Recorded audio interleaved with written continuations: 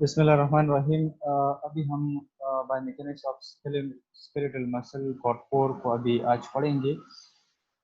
इससे पहले हम डिटेल से पढ़ चुके हैं types of skeletal muscle and structure and organisation of skeletal muscles, ठीक है। और फिर जो है types of contraction of the muscles कौन कौन से टाइप है, जैसे कि आइसोकाइनेटिक, आइसोमेट्रिक, आइसोटोनिक। आज हम पार्ट 4 स्टार्ट कर लेते हैं, biomechanics of skeletal muscle part 4। तो इसमें हम अभी पढ़ते हैं कि force production in a muscle, यानी कैसे जो है मसल में फोर्स जनरेट होती है और कौन से फैक्टर्स है, प्रिंसिपल फैक्टर्स है जो कि फोर्स प्रोडक्शन पे इफेक्ट करती है ना। तो ये अभी हम पढ़ते हैं। तो इनमें से है एक जो है लेंथ टेंशन रिलेशनशिप, यानी फोर्स यानी टेंशन का यानी या फोर्स जनरेशन का लेंथ ऑफ द मसल के साथ, लेंथ ऑफ द सर्कुलर के साथ, length of the muscle fibre के साथ क्या ताल्लुक है।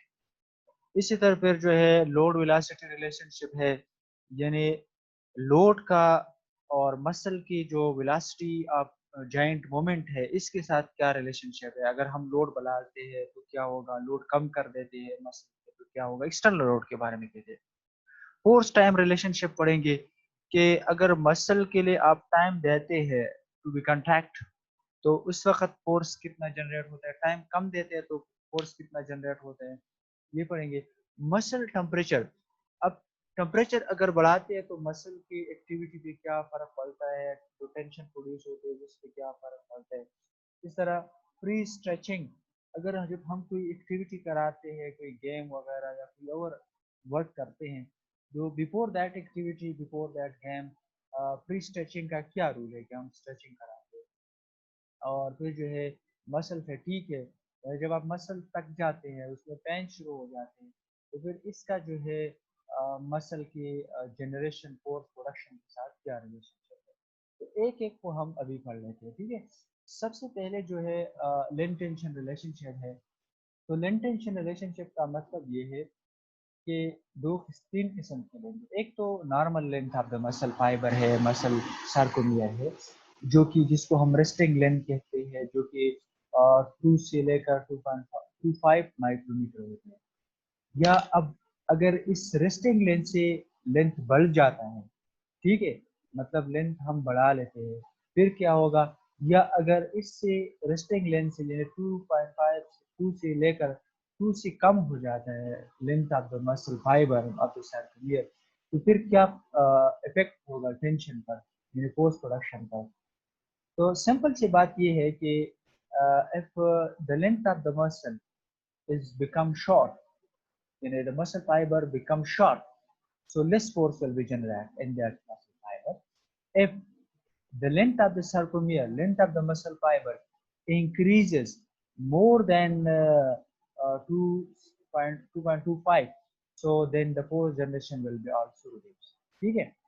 अगर एक खास लेंथ को पहुंच जाए, लेकिन जैसे कि सार्कोमियर ऑफ लेंथ 3.6 माइक्रोमीटर, अगर सार्कोमियर का लेंथ इतना हो जाता है, उसकी लेंथ जो है इतनी हो जाती है, तो देयर नो एक्टिव टेंशन, कोई फोर्स जनरेट नहीं होगा, कोई एक्टिव टेंशन मसल में नहीं होगी, ठीक है। तो अगर सार्कोमियर लेंथ जो है बहुत कम हो जाती है, 2 से लेकर मतलब 1.6 माइक्रोमीटर तक आ जाता है, फिर भी जो है टेंशन डिमिनिश होती है, यानी जो टेंशन होती है मसल में, जो फोर्स प्रोडक्शन होती है वो बहुत कम हो जाती है, ठीक है।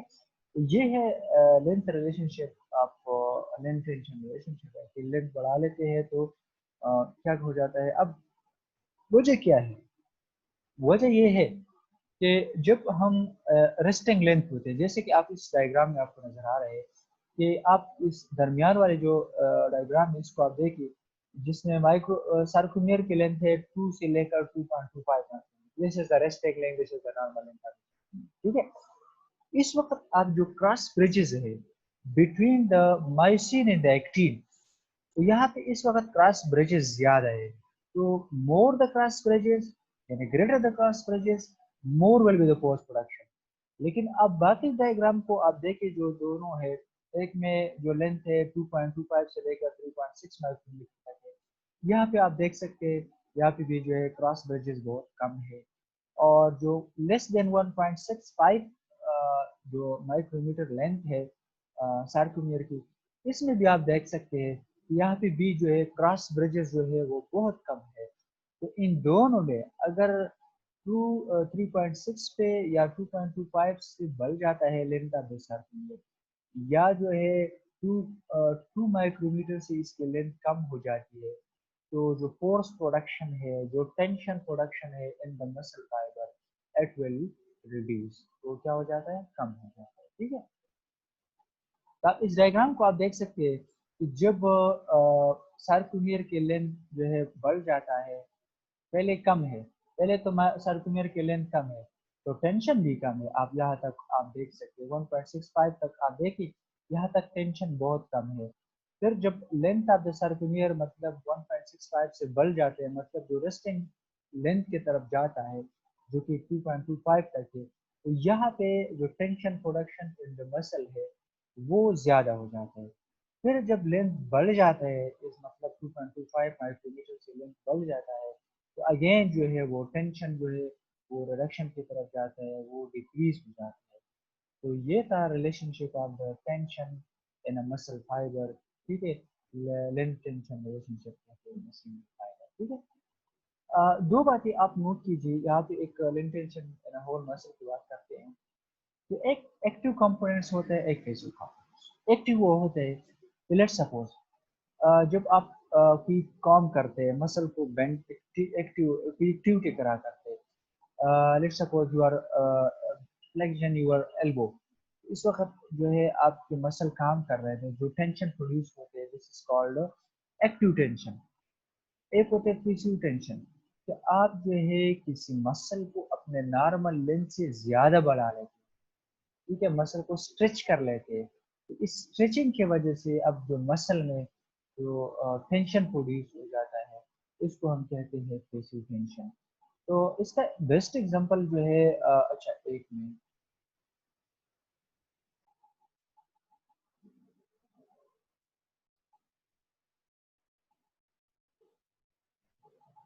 اس کے بعد جو ہے ہم آگے جاتے ہیں اس کی طرف. Shower again this is a diagram of the length tension relationship in a whole muscle. یعنی whole muscle کی بات ہے، پہلے جو ہے ہم ایک سنگل فائبر کی بات کرتے تھے. اب whole muscle کی طرف جب آتے ہیں تو دو قسم کی ٹینشن ہے، ایک پیسیو ٹینشن ہے، ایکٹیو ٹینشن ہے. ان دونوں کی آپ کمپیریزن کر لیں. اب آئی ڈائیگرام کو آپ دیکھیں، یہ ابھی دیکھیں، ابھی جو ایکٹیو ٹینشن، پہلے ابھی آپ جو مسل پہ کوئی ایکٹیویٹی کرا لیتے ہیں تو ایکٹیو ٹینشن جو ہے ایک خاص لینتھ میں جو ہے ایکٹیو ٹینشن وہ جنریٹ ہوتی ہے. پھر اب جب ریسٹنگ لینتھ سے اس مسل کی لینتھ جو ہے وہ بڑھ جاتی ہے تو جو ایکٹیو ٹینشن ہے وہ کم ہو جاتی ہے. ایکٹیو ٹینشن کیا ہو جاتی ہے شابہ صاحب، وہ کم ہو جاتی ہے. لیکن اسی دوران جو ہے مسل کی لینتھ جب آپ نارمل لینتھ سے بڑھاتے ہیں، اس کو اسٹریچنگ کی طرف لے جاتے ہیں، تو اسی دوران ایکٹیو ٹینشن کم ہونا شروع ہو جاتا ہے اور جو پیسیو ٹینشن ہے وہ بڑھ جاتا ہے. تو اسی طرح جو ہے ایک اسٹیج ایسا آتا ہے کہ جو ایکٹیو ٹینشن ہے وہ بالکل فلیٹ ہو جاتے ہیں، وہ کم ہو جاتے ہیں، لیکن اسی دوران جو ہے پھر پیسیو ٹینشن زیادہ ہوتا ہے. ٹھیک ہے، تو یہی کہتے ہیں کہ the curve demonstrates that as a muscle is progressively stretched behind its resting length. یعنی ریسٹنگ لینتھ سے جب ہم مسل کو اسٹریچ کر لیتے ہیں تو اسی وقت جو ہے پیسیو ٹینشن بڑھ جاتا ہے اور ایکٹیو ٹینشن جو ہے وہ کم ہو جاتا ہے. یہی اس میں اس اسٹائل میں. ٹھیک ہے، اس کے بعد پھر جو ہے ہم پڑھیں گے آگے لوڈ ویلاسٹی ریلیشن شپ. لوڈ ویلاسٹی ریلیشن شپ کا مطلب یہ ہے کہ جب ہم کسی مسل پہ لوڈ بڑھا لیتے ہیں تو اسی وقت مسل کا جو مسل کیا رسپانس شو کر رہا ہے. ٹھیک ہے، relationship between the velocity of muscle shortening اور lengthening and the different concept. یعنی آپ مسل پہ لوڈ ڈالتے ہیں تو مسل جو ہے جو مسل کی جو شارٹننگ اور لینتھنگ کی ویلاسٹی ہے اس کا کیا افیکٹ ہے. یعنی اس پر لوڈ کا جب آپ کانسٹنٹ کوئی لوڈ ڈالتے ہیں تو مسل کی شارٹننگ اور لینتھنگ کی جو ویلاسٹی ہے اس پر کیا افیکٹ ہے اس کا لوڈ کا. تو اب دیکھیے کہ velocity of sorting of muscle یہ انورسلی ریلیٹڈ ہے ٹو لوڈ اینڈ ٹائم.